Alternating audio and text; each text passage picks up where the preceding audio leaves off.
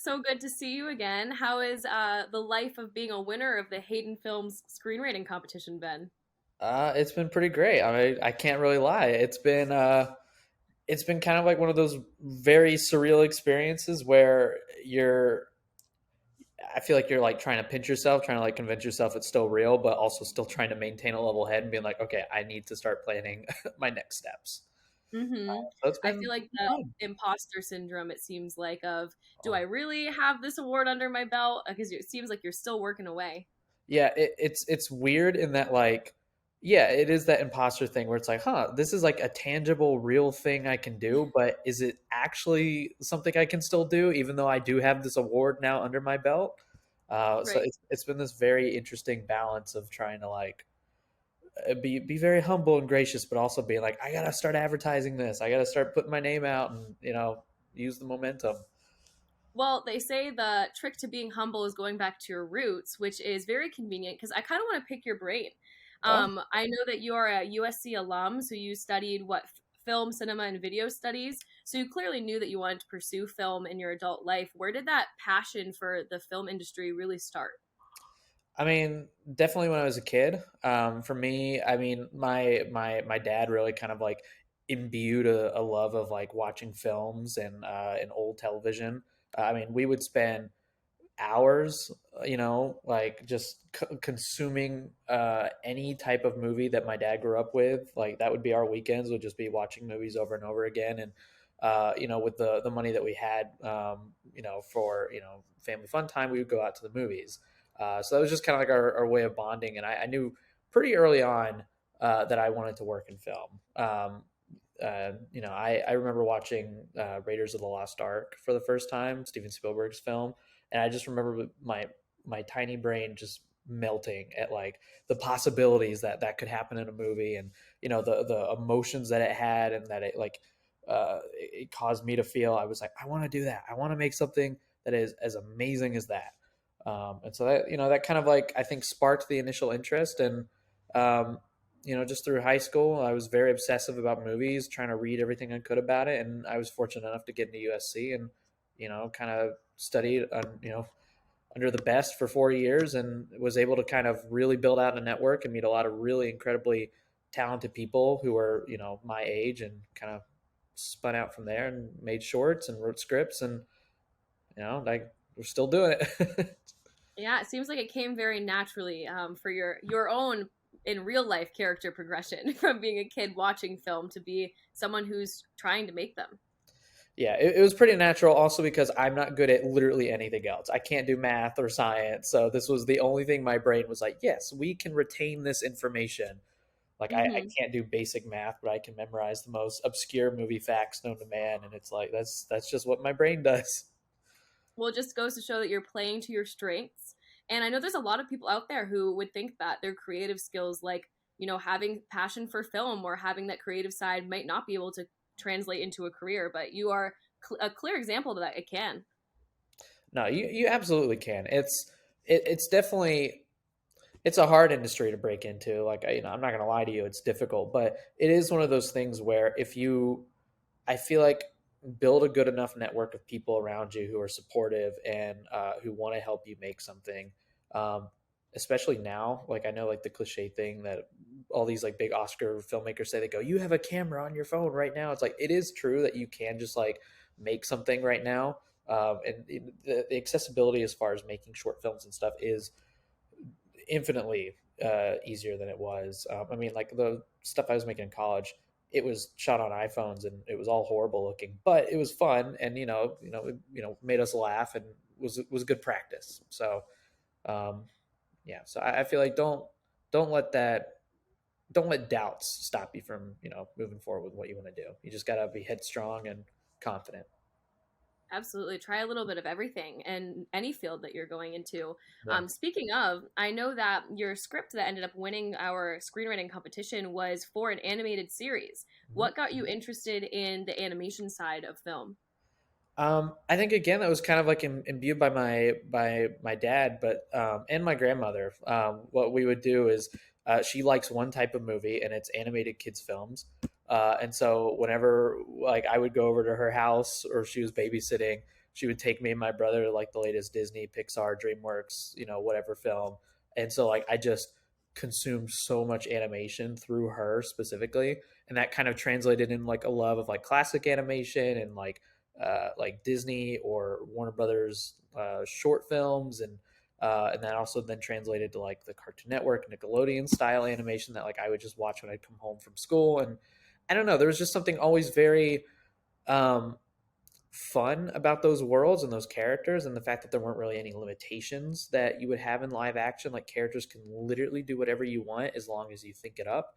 And there's just something very fun about being able to play in that kind of a playground where I didn't have to play by traditional rules of like physics or like realism with how characters are interacting. It could be very hyper stylized and very over the top and fun, and there was just something very interesting about playing in that medium. Absolutely. It sounds like you are again proving that adults can watch cartoons. It is not something to Yeah. be ashamed of. But going off of that, so as you said, it can be very fun. You can play with a lot of different elements that you might not be able to do in unanimated series. So where did the essential workers theme come from in Revolving Door? Because I remember when you submit it, it had a dual header. It was the Revolving Door essential workers, correct? Yeah, because I think that might have just been my mistake, because the show's called Essential Workers, but I didn't know if I needed to name the pilot, so I gave it a name, which was the Revolving Door. But yeah, I mean, really, the concept kind of spun out of it's definitely a pandemic script where I was very frustrated by the state of the world. I was stuck inside my house, and I have prior experience working in the food service industry, and I became particularly frustrated with how a lot of fast food workers, grocery store workers, they were being treated by people who were, not wanting to wear masks, especially during the height of the pandemic, or then when vaccines came out, and they're like, "I'm not going to get a vaccine. I want to come inside." And they're like, "No, you can't." And they were, caught yelling on them on film and stuff. And I don't know. I just got very frustrated, especially since like very early on we deemed a lot of these workers as essential workers, and it almost felt like a slap in the face because they, we were giving them this very important high title, but we were treating them like, terribly. And so I just became very frustrated, and I kind of turned to writing as my way of venting. So I just started I just started kind of writing the most absurd possible like jokes I could out of anger, and that eventually I started to realize, well, this might not translate to live action, but like I love animation, and so like I started to be able to like build this world a little bit, and kind of releasing myself of like the shackles of live action constraints. I was able to kind of really build out these characters and these absurdist gags, and I could have animals talking and it wouldn't be completely out of the norm. It was a much more freeing exercise, and so that's kind of where the animation part came. But certainly it was definitely, the concept of it was built out of frustration of what I was seeing on the news at the time. I'm sure. I mean, people say all the time that film is a good therapeutic outlet for when they don't want to turn the news on, but they still want to connect to what's going on in the world. Yeah. So it seems like this is a perfect script, not only for you, but for other people to live out their frustrations. Um, Speaking of, how has things been progressing since you've won? Are you considering taking any next steps for essential workers? Yeah, for sure. So I've met with a few people on the animation side who I have like connections with from school. We've been talking about like really honing in on character designs and taking the prize money and building out an animatic of part of the script and using that as like a proof of concept. And then ultimately from there, I want to kind of build a pitch deck, which I can then like kind of shop around to different people. I have a couple of connections within the industry who like I can reach out to maybe get my foot in the door. But first of all, first things first is I got to make the material. So I got to make the animatic. I got to put together a really nice presentation. But that's definitely the next step for where I want to take the show.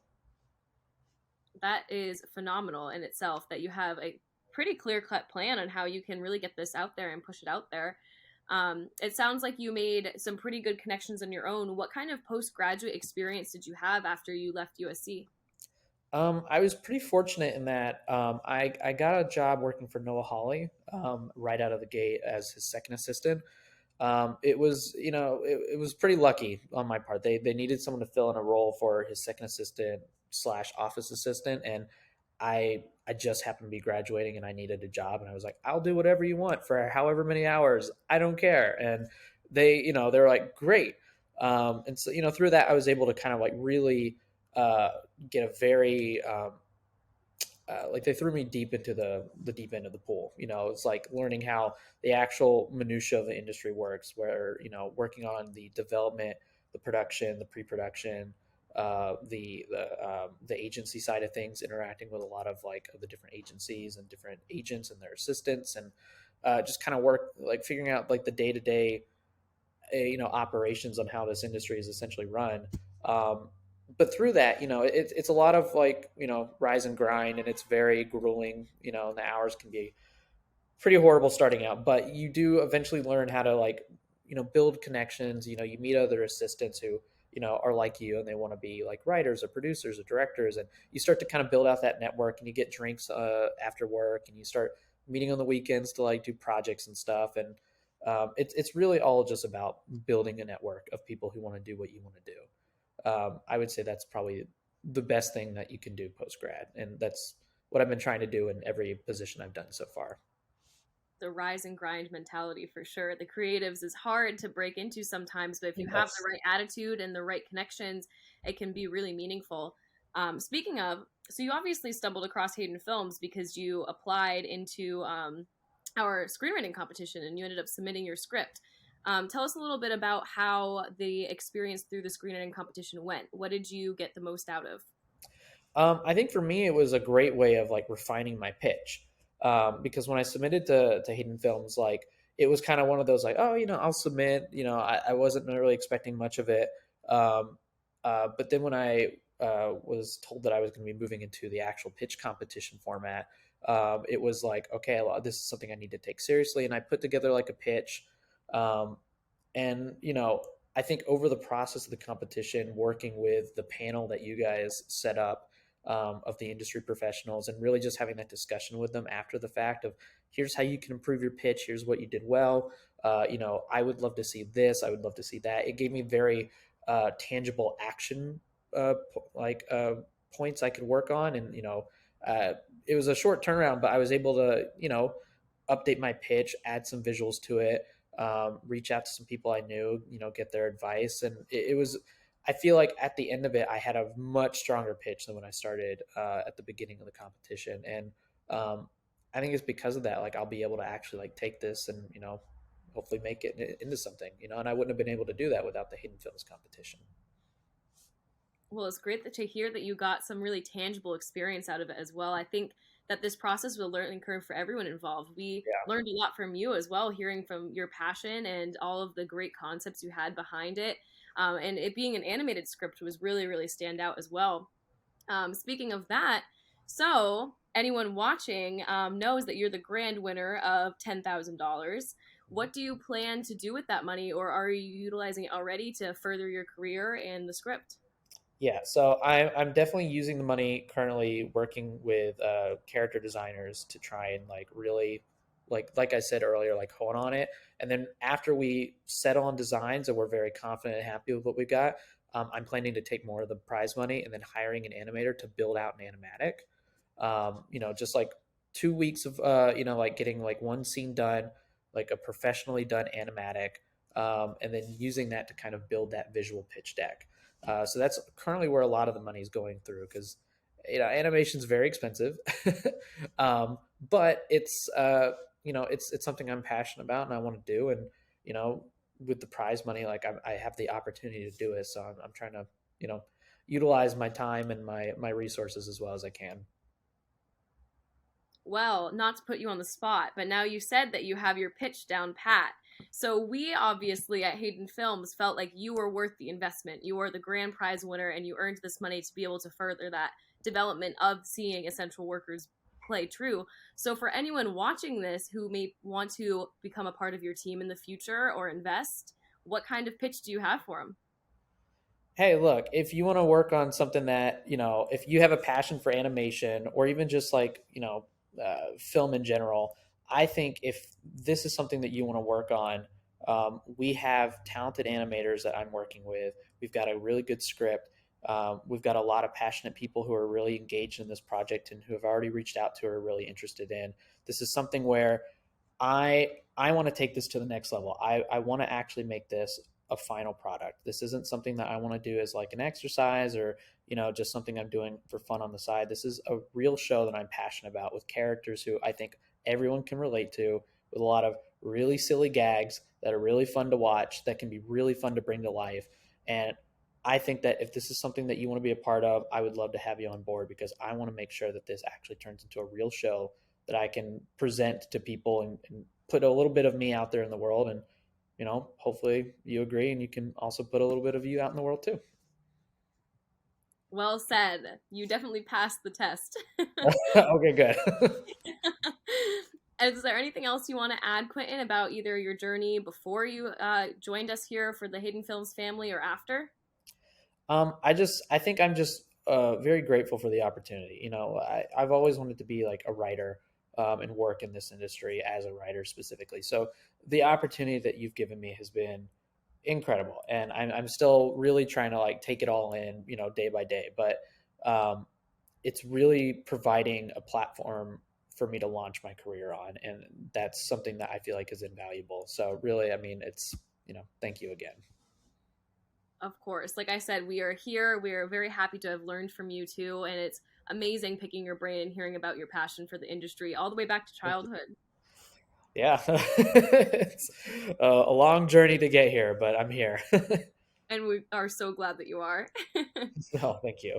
All right. Thanks so much for joining us today, Quinton. And we also would like to say that if other people, or if you again would like a platform to really put your word out there and your creativity out there, we are announcing our call to entries very shortly for the 5.0 Haydenfilms Online Film Festival, where we will actually be giving out $25,000 as our grand prize. So stay tuned.